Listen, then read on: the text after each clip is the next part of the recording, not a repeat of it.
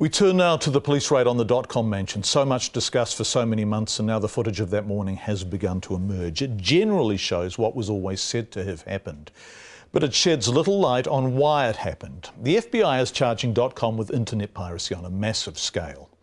He and his lawyers, both here and in America, assert no helicopters were needed to arrest him, no crack police officers with semi-automatic weapons, and the FBI not too far in the background. As the legal battle continues over a High Court finding that the search warrants used in the raid were invalid, the raid itself is coming under scrutiny in the High Court. The evidence you will hear off camera in this story is from an elite police officer we cannot identify. Those involved are protected for their own safety in future operations unrelated to this case. But this is how that morning unfolded. All call signs, all call signs. This is 6:47 a.m, the 20th of January this year, and the raid is underway. Copy. A helicopter carrying members of the elite Special Tactics Group flies into the Coatesville home of Kim Dotcom. Ground units from gates are open. Dotcom's pregnant wife, their 3 children, some guests, and somewhere in the region of a dozen staff are also there. All is quiet below. Within seconds, 4 armed members of the Special Tactics Group run to the main door. The helicopter immediately leaves. And lifting.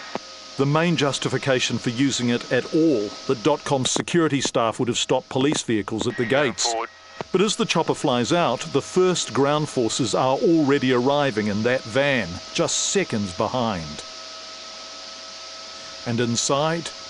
First of all, it wasn't unusual for me to hear helicopter noise because we were expecting guests to arrive, and it's usual that sometimes guests arrive early in the morning, especially if they come from the US and are being picked up by helicopter. So the noise from the helicopter wasn't really a surprise, but then I heard pinging of stones, of rocks to my bedroom window. My shields were down, so I couldn't see outside what was happening. And then shortly after, within a few seconds, I had a heavy banging on my door. Go ahead. Guard from main gate reports changeover was 6 o'clock. Only 2 guards working, 1 at the main gate, 1 roaming. The helicopter is circling above, not directly involved any longer. It was recording police comms, the sound of the raid as it unfolded. Yeah, made entry into the bedroom of the target. The door was closed, slammed, and it had a security lock on it. We breached it. Moved through. He's done a runner. We can't find him in either the studio or the bedroom.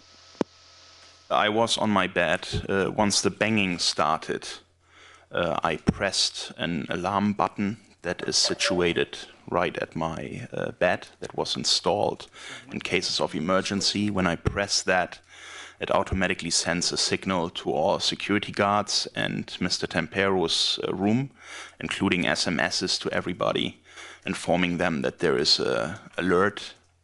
And I then stood up from the bed and made my way to the Red Room. He was in this room here, which we call the Red Room. And the reason will be obvious in a moment when I open the door. Wayne Tempero, Dotcom's head of security. This footage wasn't played to the court, it's from our interview in February. But what has been learnt in court is that despite knowing of the room's existence, having the plans, and the door to the room not being locked, it still took 13 minutes for the police to find Dotcom here. I was sitting in front of that pillar in that room, and then I heard loud banging noises, and I was just scared and worried. Meanwhile... Yeah, Roger. Revised numbers in the garage from the top part. We have 5 Philippine females and 3 children. The house is being closed down. Everyone present is being accounted for and contained. Everyone. We have the 5 nannies plus his children up in the top of the garage. Roger that. Thank you. By 7:10, armed officers are on the roof. Directly below them, Kim Dotcom has now been found and detained. The upper levels over. I thought, I better wait for them to come to me rather than me popping out of that secret door and maybe, scaring someone who might shoot me. So I waited in the red room. I knew the door wasn't locked. There was a button that I could have engaged to lock the door, but I haven't done that. And I waited in the room upstairs and waited for them to come. And once they came up the stairs, I had my hands like this. And then very quickly they approached me, and within 2 seconds they were there and all over me. When you say all over you, just what happened? Well, I had a punch into the face, I had boots kicking me down to the floor, I had a knee into the ribs, and then my hands were on the floor. One man was standing on my hand. For the log, Mr. Dotcom has been shown the warrant to search the property. He acknowledges it. 7:11, 2 helicopters have been used. I've got green light to utilise a dog. Dogs are now being deployed. And you can now clearly see 1, 2, 3, 4 police vehicles. Police on the ground include the Armed Defenders Squad and the Special Tactics Group, who are armed with a gun belt, which had my secondary weapon, a police issue Glock pistol on the right hand side, and additional magazines on the left. And my primary weapon, which is a Colt Commando M4 5.56 weapon. The implement shed and containers attached have been cleared. No persons located. If it all seems slightly American, the FBI were there on the day and during the planning period leading up to it. Were any FBI officers present at any stage in your dealings with this matter during the week of the, what was it, the 16th of January? Yes, sir. Also recording that day, this camera in a tree above the house. It recorded the STG officers from the second helicopter, 5 of them also armed with semi-automatic weapons. Their 4 colleagues are already inside the house. They run to join them. Moments later, a dog handler arrives. Outside, more dogs, more men, more guns, including figures entering up the hill in the background. The house is surrounded, and this is a significant show of force. But curiously, the officers are not dressed in full combat gear. If the house and its occupants were such a threat, why not?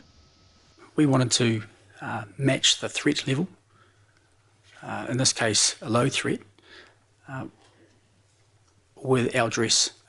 And we made that conscious decision not to wear full tactical kit. It wasn't appropriate in these circumstances. So why such a show of force? Paul Davison QC spent the day trying to get to the bottom of that question. Exchanges were sometimes testy. In one instance, around the treatment of Dotcom himself. There was force applied. Question is, did you see anything that you took? No need to look at counsel. Just look at me and answer the question. Did you see anything done to Mr. Dotcom that was, to your mind, of a nature that was deliberate? Yes, there was deliberate force applied. But the larger issue remained less clearly answered. The Special Tactics Group, the Armed Defenders Squad, search warrants now declared illegal. What was behind such a large and pointed operation that morning? The police say Primary objective: secure suspect as soon as possible to prevent destruction of evidence. But Dotcom replies he couldn't have destroyed evidence even if he wanted to, because the FBI had seized their servers before the raid. All of that is so invalid and really angers me, because that the FBI was already in the data center disabling access to the data that they feared we would manipulate.